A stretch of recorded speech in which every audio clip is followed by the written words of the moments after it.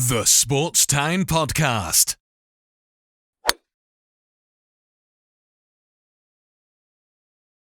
Alrighty, I am pleased to be joined by Connor Smith of the Fairway HeatersTalking Golf Podcast. How's it going, Connor? Doing well, man. Happy to be back on and, talk some golf with you. Yeah, thanks for coming on. Of course, as we all know, the Open Championship happened on Sunday, or just got done on Sunday. Of course, as we're recording, this is on Wednesday afternoon. Of course, Collin Morikawa wins his second major, and he's only 24 years old. And the crazy part about it is the only other golfer to win two majors before they turned 25 was Tiger Woods, which is crazy. But what did you think about Morikawa's performance at the Open Championship? I'm not really surprised, honestly. Colin's a great ball striker, and to win out there, you have to be able to put the ball, in certain positions to score well. And the whole field got pretty lucky. It wasn't a traditional Open. There wasn't a lot of weather. There wasn't a lot of outside factors that kind of made the course harder. It was perfect conditions, and Collin is one of the best ball strikers on tour. And, it helps to hit the ball so well and shoot it like that. And he's been grinding on his putting, and that, showed to be also, he's making great putts out there too. All around, just great performance. The kid has an unreal future ahead of him. Yeah, what I forgot to mention is I think they said during the broadcast or something like that after the tournament was over, something like that he was the first golfer to ever win two majors without even playing in them before, which is incredible. Do you think Collin Morikawa could be the next Tiger Woods? Because he's really young and he's already got two major championships. No, there's not. I don't think there's ever going to be another Tiger Woods. He's in an element, a league, status of his own. And especially nowadays, it's everyone's so good out there and everyone's so focused, and it's hard to do what Tiger did. I mean, I don't know. I don't think there will be someone who compares to him, but Morikawa is going to be a generational type player. You saw it with Spieth a little bit. He won early in his career, and there was a lot of expectations like he was going to be the next Tiger Woods. And he's starting to figure it out now, but he had a couple of years there where he was just irrelevant. And do I think Collin Morikawa will do that? No. But to answer your question, no, I don't think he's going to be another Tiger Woods, but he will be a generational talent of, years to come. Yeah, and what I took away from the last few years, because I think what Jordan Spieth, you said, won, three majors in 3 years, and he was supposed to be the next guy, but it seemed like he, as you pointed out, he kind of hit a wall. And I feel like we haven't had a Tiger Woods. We haven't had anybody like Tiger Woods, and we haven't really had someone who's dominated the golf world. And I think we keep on looking for that, and we keep on saying after someone wins a few majors or wins a few tournaments, we say, oh, he's the next Tiger Woods. But it seems like after a while they kind of cool off, and we don't really hear about him much anymore.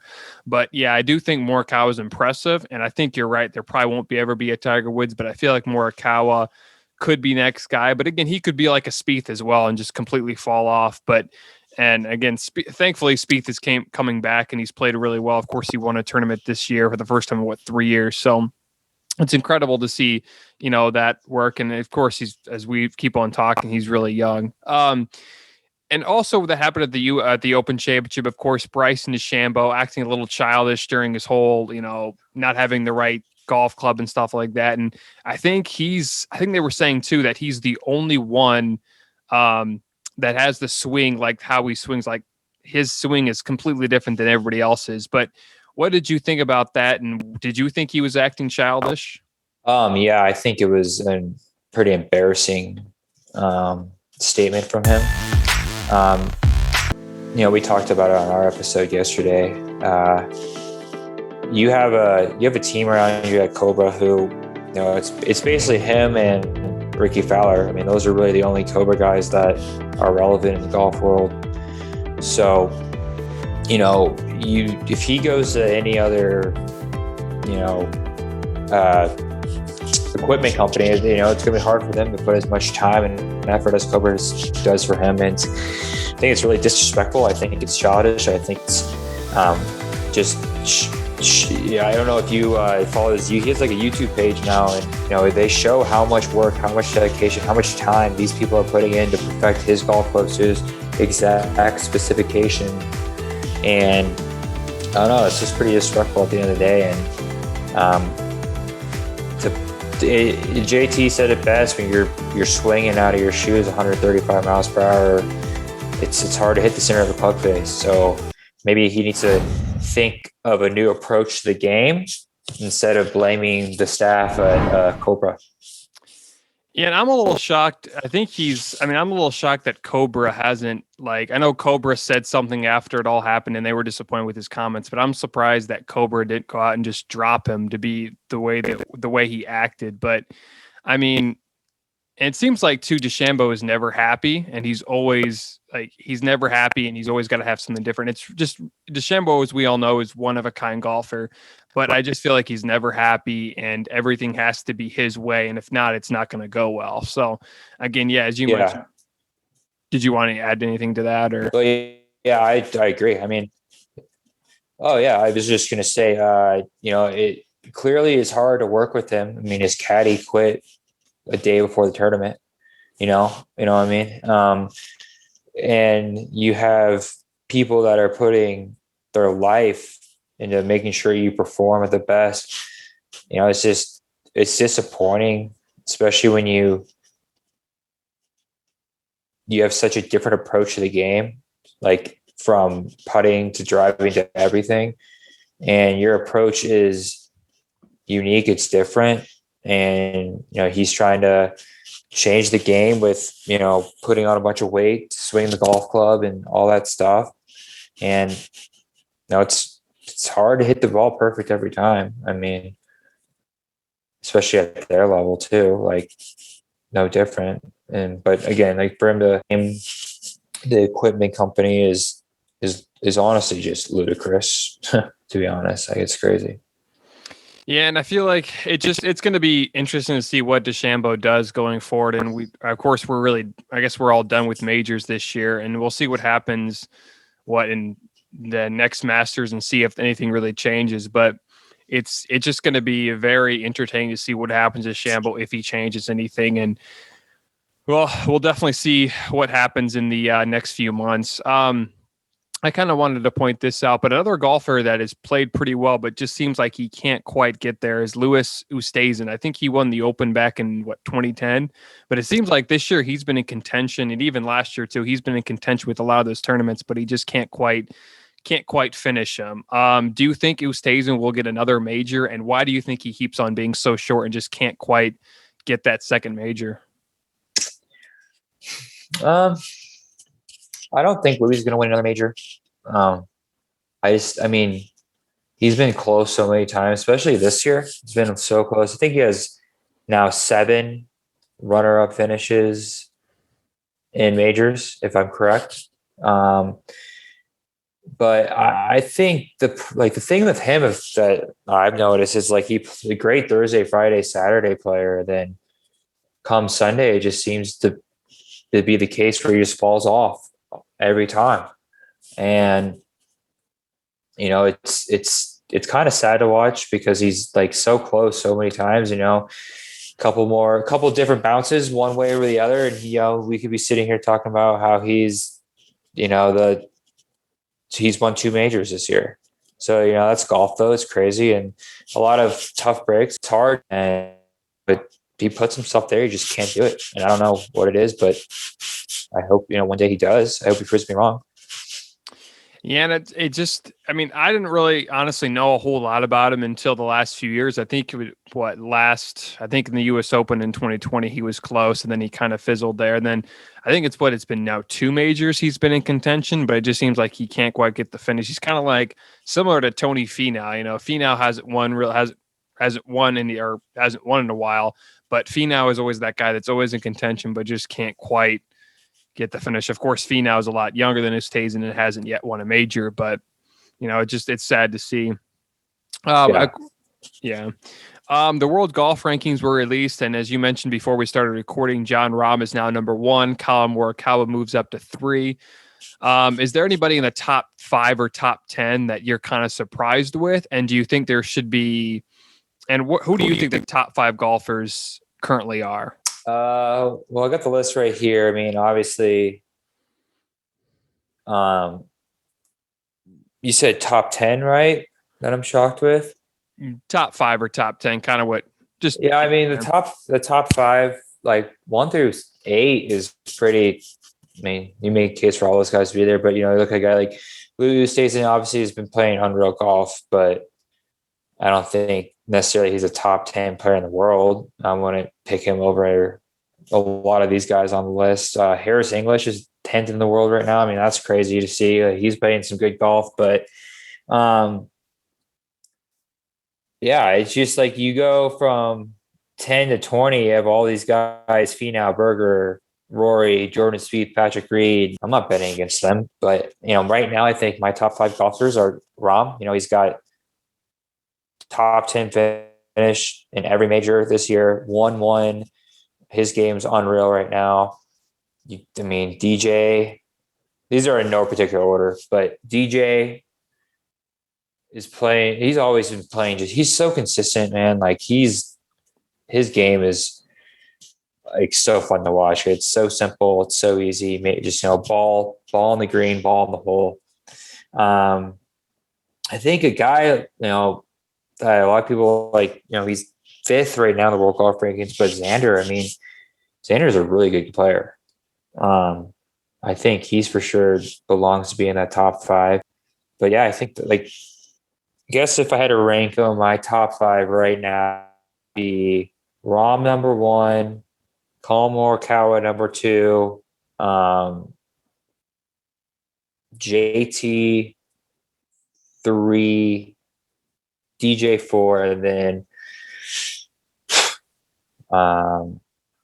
I hate to say it, but I think Bryson's one of the top 5 golfers in the world right now, in my opinion. And I don't like him, but I think he's there. Speaking of DJ, he's kind of hit a rough patch a little bit, of course, after he won the Masters and after he won the FedEx Cup last year. He's kind of hit a rough patch. It's not really a concern, but do you think there's something why do you think he's just not quite? I know every golfer cools off, but it just seemed like he was really cooled off and he hasn't really done a lot this year. Why do you think that is? Well, I don't know. Golf, you have to understand, like golf's a long season. I feel like the PGA Tour is always on at some point. Those guys are grinding all year to stay in form. So I think right now he's probably gonna. He did finish top 10 in a major, like I said, but after the Olympics, I think it's all about peaking at the right time. And these big guys, they have right now, think about it, a lot of wins, a lot of money. So I think their biggest focus is peaking right at the right time at around major time. So see these guys. I'm sure when if you talk to come April, Dustin Johnson's game will be at tip top shape. As you just kind of mentioned the Olympics, and it's actually going to be very close from now because the Olympics start on Friday technically. But Morikawa, I know, is participating in the Olympics this year. And I think Justin Rose won the last time they had golf in the Olympics. Mm-hmm. But who do you like, or who do you think is the top golfers right now that could win? Or who do you predict to be in the top 3 or top 5 for this year's Olympics for the golf? I think it's a unique situation because you look at the 2, Siwoo Kim and Sung Jae Im, the 2 South Korean golfers. They're playing for something more. They're playing for 2 years of military service exemption. If they medal, right? So those guys are going to be right at the top.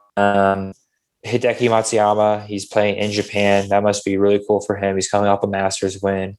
John Rahm, he's playing great golf right now. And then I think, for the United States, my favorite is Justin Thomas, just because, we talked about it yesterday on my podcast. It was, he has that great relationship with Tiger Woods, and, what's something Tiger Woods doesn't have. that's an Olympic medal. So I think the motivation for JT is right there. Not only because he loves playing for the red, white, and blue, loves America, loves playing for our country, seen it in Ryder Cups, seen it in President's Cups, but that extra little motivation of his good buddy Tiger Woods doesn't have a medal, so he's going to try to get one. Yeah, and I think it's going to be interesting. And I think there's a lot of people that don't really think that golf is in the Olympics, and I always forget that golf is actually in the Olympics. But it's going to be interesting to see. Of course, Morikawa participating, as you said. You have a few guys that you think are going to win.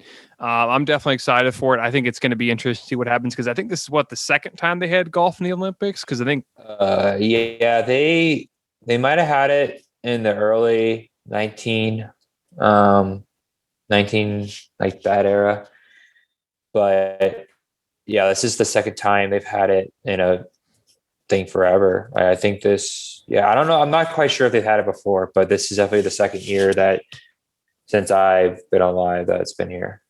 Yeah, it's going to be fun to watch, and I'm definitely looking forward to it. And again, thanks for coming on, Connor. It's been great, especially recapping the Open Championship. But there's a few things else I want to mention before we talk about your podcast. And there's another guy I think that I mentioned earlier, Tony Finau. But when do you think he'll be able to win a major? And do you think, the next major is until the Masters, but when do you think Tony Finau will finally be able to capture his first major? Because I think he's going to win a major in his career sometime. When do you think would be the most realistic time for him to win? It's hard because he can win any major at any time, right? I mean, he has all the tools in the bag. He has all the skill. It's really just that mental break of getting over that hump. And I've always believed that once he gets over the hump of winning one, he's going to win multiple. But, he's been close at Augusta. For some reason, I think his first major is going to come at the Open, because I feel like once he learns how to kind of play links golf to perfection, it will be very good for him. But I think in the next 2 years, we're going to see Tony Finau win a major. 2 years. I have a good feeling about it. He's due. He's been too close for too long. Yeah, I'm really hoping Tony Finau can win because he's one of my favorite golfers, and just like it was unreal how many times or how close he has been, and it just seems like he can't quite get over it, but I think eventually he will, and I would love to see him win earlier than 2 years, but that makes a lot of sense, especially with Finau.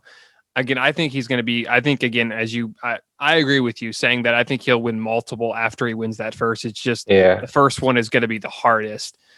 Right. But yeah, I'm definitely looking forward to Finau finally getting over the hump and finally getting that first major. And before we end the interview, if you want to talk more about your podcast, I know you've been on here a few times, but if you want to talk about your podcast, where we can get it, talk about your most recent episode, all that good stuff. Yeah. So, we're on pretty much all major platforms right now. We just started doing our YouTube episodes. So we have our most recent episode up there on YouTube, and then I'll put today's episode on there as well. We just dropped an interview with Mallory Pugh. She plays for the Chicago Red Stars in the Women's Soccer League of the United States, and she's also a part of the U.S. national team, which is pretty cool. She came on, we talked some soccer. Awesome interview with her. She's incredible. And then, TikTok is at Fairway Heaters Golf. Social media pages are at Fairway Heaters. I thank you for having me on again. I love talking golf, and it's been a pleasure. Maybe if we do a basketball segment or something, we can have you on. All right, thanks again. I would definitely be down. Especially with the NBA Finals just ending. So, again, thanks for coming on. Again, you can get the Fairway Heaters Talking Golf Podcast, Apple Podcasts, Spotify. And you just mentioned YouTube. You can also get them on Instagram and TikTok, right? Yeah, Instagram, TikTok, and Twitter. Okay. Okay. And then, that's the Fairway Heaters Talking Golf Podcast. All right. Thanks for coming on, Connor, and have a great day. Hey, thanks, buddy. Thanks for listening to the Sports Town Podcast, or the STP Pod for short. You can find us on Spotify, Apple Podcasts, YouTube, and much more. Also, follow us on Instagram, Facebook, and Twitter at Sports Town Podcast. If you want to check out more videos of the Sports Town Podcast, click on the right.